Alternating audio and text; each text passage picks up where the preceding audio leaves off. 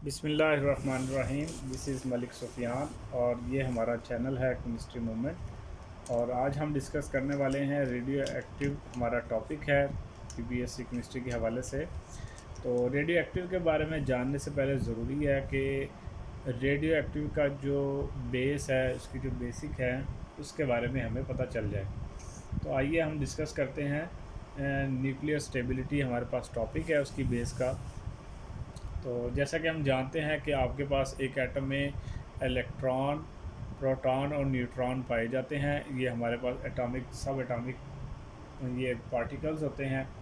तो इलेक्ट्रॉन आपको पता है कि शेल में रिवॉल्व करते हैं अराउंड द न्यूक्लियस, और प्रोटॉन और न्यूट्रॉन जो है वो न्यूक्लियस में पाए जाते हैं, और इनको हम न्यूक्लियॉन्स का नाम भी देते हैं। तो आइए हम जो इसकी जो बेसिक स्टार्ट करने वाले हैं वो हम डिस्कस करने वाले हैं न्यूक्लियर स्टेबिलिटी को। तो उसमें से हमें कुछ चीज़ों का जानना ज़रूरी है कि प्रोटॉन का हमारे पास चार्ज, उसका मैस कितना होता है, न्यूट्रॉन का चार्ज और उसका मैस कितना होता है, इलेक्ट्रॉन का चार्ज और मैस कितना पाया जाता है। तो उसके हवाले से हम इसको डिस्कस करने लगे हैं। प्रोटॉन है, प्रोटॉन का हमारे पास चार्ज जो होता है 1.6022 10⁻⁻19 कूलम। इसी तरह इलेक्ट्रॉन का चार्ज है जी -1.6022 10⁻⁻19 कूलम। इनका चार्ज जो होता है वो सेम होता है। इसी वजह से इलेक्ट्रॉन प्रोटॉन के इक्वल होते हैं, और यही हमारे पास चीज़ें होती हैं जो उसको न्यूट्रल बनाती हैं। न्यूट्रॉन के ऊपर जो चार्ज होता है वो कोई नहीं होता, ज़ीरो होता है, इसलिए हम उसको शो नहीं करते। मैस ऑफ प्रोटॉन कितना पाया जाता है वो हमारे पास होता है 1.00728 एटॉमिक मैस यूनिट। इसी तरह मैस ऑफ न्यूट्रॉन में पाया जाता है 1.00866 एटॉमिक मैस यूनिट। ये दोनों एक दूसरे के राउंड फिगर में एक दूसरे के करीब पाई जाती हैं। मैस ऑफ इलेक्ट्रॉन जो होता है वो काफ़ी लाइट होता है, वो 0.0005486 एटॉमिक मास यूनिट। और आपको पता होगा कि वन एटॉमिक मास यूनिट हमारे पास इक्वल होता है 1.66 10⁻24 ग्राम। अगर हम इसको केजी में करना चाहें तो ये हमारे पास हो जाएगा 10⁻⁻27 केजी। ठीक है, 1000 से हम इसको डिवाइड करते हैं। आइए हम एक एग्जांपल लेके हम इसको डिस्कस करते हैं कि अगर हमारे पास प्रोटॉन और न्यूट्रॉन के मैस हमारे पास कलेक्ट किए जाएँ तो थ्योरेटिकली और एक्सपेरिमेंटली हमारे पास वैल्यू जो आती है वो क्या आती है। हीलियम में आपको पता है जैसे हमारे पास 2 प्रोटॉन और 2 न्यूट्रॉन होते हैं, जिसकी वजह से इसका जो एटॉमिक मैस होता है वो मतलब 4 होता है, एटॉमिक नंबर उसका 2 होता है।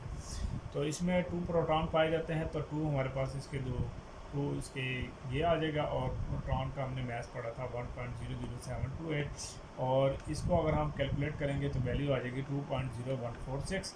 इसी तरह 2 न्यूट्रॉन में 2 इनकी हम फाइंड आउट करेंगे मैस पर, तो 2 ये आ जाएगा, और न्यूट्रॉन का मैस हमारे पास था 1.00866, और इसको हम कैलकुलेट करेंगे, ये वैल्यू आ जाएगी 2.01732।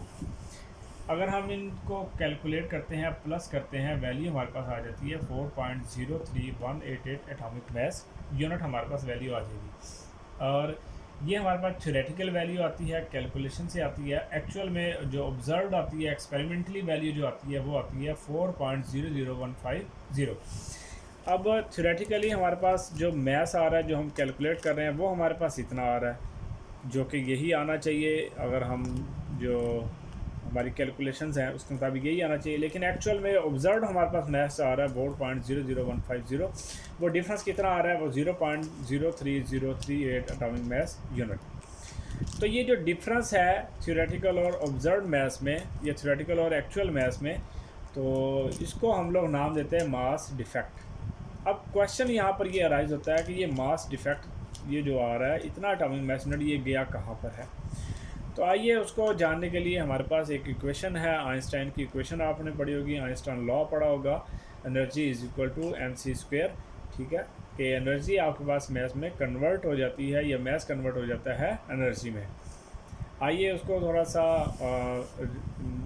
रिवाइज़ करने के लिए कि क्या पॉसिबिलिटी हो सकती है यहाँ पर, क्या हुई है, वो हम देखने वाले हैं। आपको पता है कि 2 प्रोटॉन्स पाए जाते हैं, 2 न्यूट्रॉन पाए जाते हैं। तो इसमें पॉसिबिलिटीज़ ये है कि प्रोटॉन प्रोटॉन के साथ आपस में इंटरकनेक्ट हो रहे होंगे, और न्यूट्रॉन न्यूट्रॉन के साथ इंटरकनेक्ट हो रहे होंगे, बॉन्ड बना रहे होंगे, इनके दरमियान में फोर्सेस ऑफ अट्रैक्शन इनको आपस में एक दूसरे को बाइंड कर रहे होंगे या प्रोटॉन न्यूट्रॉन के साथ बाइंड कर रहे होंगे। लेकिन आपने ये भी चीज़ पढ़ी हुई है कि एक लाइक थिंग्स जो होती हैं वो एक दूसरे को रिपेल करती हैं। तो यहाँ पर प्रोटॉन को रिपेल करना चाहिए, न्यूट्रॉन को रिपेल करना चाहिए, जबकि हम कह रहे हैं कि आपस में एक दूसरे को कंबाइन कर रहे हैं, एक दूसरे को बाइंड कर रहे हैं, एक दूसरे को कनेक्ट कर रहे हैं, एक दूसरे के साथ जो है ना वो बॉन्ड बना रहे हैं। तो ये कैसे पॉसिबल है? ये इस तरह से है कि इनके दरमियान में जो इलेक्ट्रोस्टैटिक फोर्सेस ऑफ रिपल्शन है वो भी पाई जाती हैं, और इसमें कुछ और फोर्सेस भी हैं जो प्रोटॉन को न्यूट्रॉन को आपस में बाइंड किए हुए हैं। क्योंकि ये क्वेश्चन भी इंक्रीज होता है कि प्रोटॉन और न्यूट्रॉन जब एक ही न्यूक्लियस में मौजूद हैं तो वो आपस में एक दूसरे को रिपेल क्यों नहीं करते, वो इकट्ठे कैसे पाए जाते हैं? तो उसका आंसर यही होता है कि उसमें कुछ ऐसी न्यूक्लियर फोर्सेस पाई जाती हैं जो इनको आपस में होल्ड किए रखती हैं, इनको आपस में बाइंड करके रखती हैं। उनको हम न्यूक्लियर फोर्सेस का नाम देते हैं। ये न्यूक्लियर फोर्सेस आपके पास ग्रेटर देन होती हैं इलेक्ट्रोस्टैटिक फोर्सेस ऑफ अट्रैक्शन के। तो ये हमारे पास उसके क्या हो जाएगी, ज़्यादा जी। तो जैसा कि मैं आपको बता रहा हूँ कि मैस कन्वर्ट होता है किसमें, एनर्जी में। और एनर्जी के हमारे पास क्या जो यूनिट्स होते हैं, या हम इसको लेते हैं वो कैलोरीज में लेते हैं, जाउल्स है, फिर सबसे स्मॉल कैलोरीज है, फिर उसके बाद जाउल है, फिर अर्ज में लेते हैं, फिर हम इलेक्ट्रॉन वोल्ट को लेते हैं। याद रखिएगा 1 इलेक्ट्रॉन वोल्ट होता है किसके इक्वल होता है, 1.6022 10⁻⁹ जाउल के इक्वल होता है। तो आइए हम एक इक्वेशन के ज़रिए से हम इसको इसी एग्जांपल को हीलियम वाली को लेकर सॉल्व करके हम इसको निकालने की कोशिश करते हैं कि हमारा आंसर क्या होगा। ये हमारे पास MT हमारे पास थ्योरेटिकल मैथ है, ये हमारे पास क्या है, ऑब्जर्व मैथ है, और डेल्टा M हम शो कर रहे हैं मास डिफेक्ट को। तो ये हमारे पास ये वही कैलकुलेशन है कि हमारे पास वैल्यू जो आ जाती है वो इतनी आती है, ठीक है। ये हमारे पास वैल्यू आ जाएगी 0.0308 एटॉमिक मास यूनिट, ये जो हमारे पास डिफेक्ट की वैल्यू है। अगर हम इसको कन्वर्ट करने वाले हैं, ठीक है, ये आपके पास 1.66 10⁻⁻27 किलो जॉल पर, अगर हम इसको केजी में यानी कि मैस को केजी में कन्वर्ट करने वाले हैं एटॉमिक मास को, तो उससे मल्टीप्लाई कर देंगे। तो इक्वेशन हमारे पास इस तरह से बन जाएगी delta M multiply bye C²। ये वाली हम इसको मॉडिफाई कर लिया कि मैस यहाँ पर हमारा डेल्टा M आ जाएगा। डेल्टा M और C² की वैल्यू आपके पास आपको मालूम है क्या होती है, 3 × 10⁸ मीटर पर स्क्वायर। तो ये हमारे पास C² की वैल्यू यहाँ पर आ जाएगी। तो ये वैल्यू जब हम पुट कर देंगे हमारे पास जो आंसर आएगा, ठीक है, वो हमारे पास आ जाएगा 1.49 10⁻⁻10 kg मीटर स्क्वायर पर स्क्वायर। और ये हमारे पास यूनिट इक्वल होता है किसके, जाउल के। तो हमारे पास अब ये जाउल की वैल्यू आ जाएगी। तो अगर हम इसको कन्वर्ट करते हैं किसमें, इलेक्ट्रॉन वोल्ट में कन्वर्ट करने वाले हैं, तो ये हमारे पास 1.49 10⁻⁻27 को हम लोग डिवाइड कर देंगे 1.6022 10⁻⁻19 के साथ, तो वो किस में कन्वर्ट हो जाएगा, 0.9315 10⁻9 इलेक्ट्रॉन वोल्ट में कन्वर्ट हो गया है।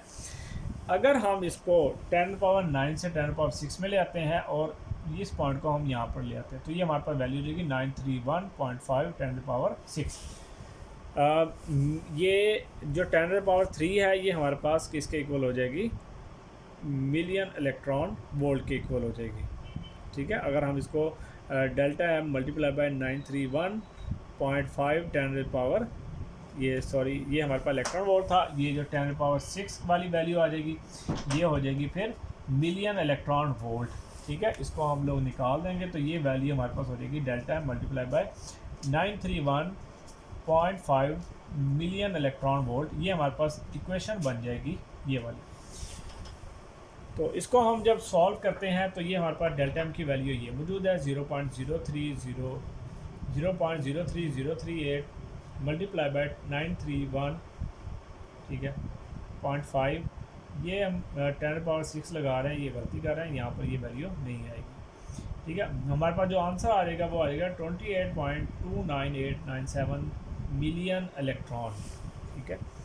तो ये वो हमारे पास एनर्जी है जो हमारे पास यूज़ हो रही है प्रोटॉन को न्यूट्रॉन को होल्ड करने में। तो जो हम फाइनल इक्वेशन यूज़ करेंगे वो ये यूज़ करेंगे, binding energy is equal to delta M multiply by 931.5 million electron volt की, क्योंकि इलेक्ट्रॉन वोल्ट ज़्यादा यूज़ किया जाता है और ये बड़ा यूनिट है, इसको हम लोग इस्तेमाल करते हैं। तो आपको पता चल गया होगा कि वो मैस कहाँ जा रहा है, जो आपके पास ये जो डिफरेंस आ रहा है, ये डिफरेंस यूज़ हो रहा है उस एनर्जी में कन्वर्ट हो रहा है, और वो एनर्जी यूज़ हो रही है इनको आपस में होल्ड करने में, इनको आपस में बाइंड करने में। तो उम्मीद है आपको ये कुछ बेसिक इसकी समझ आई होगी। इसी को लेकर जब हम चलेंगे रिएक्टिव एक्टिव की तरफ तो आपको ज़्यादा समझ आएगी। उम्मीद है आपको ये समझ आ गई होगी। अगर आपको पसंद आए तो लाइक कीजिएगा और शेयर कीजिएगा अपने फेलोज़ के साथ। Thank you for watching. अल्लाह हाफिज़, टेक केयर।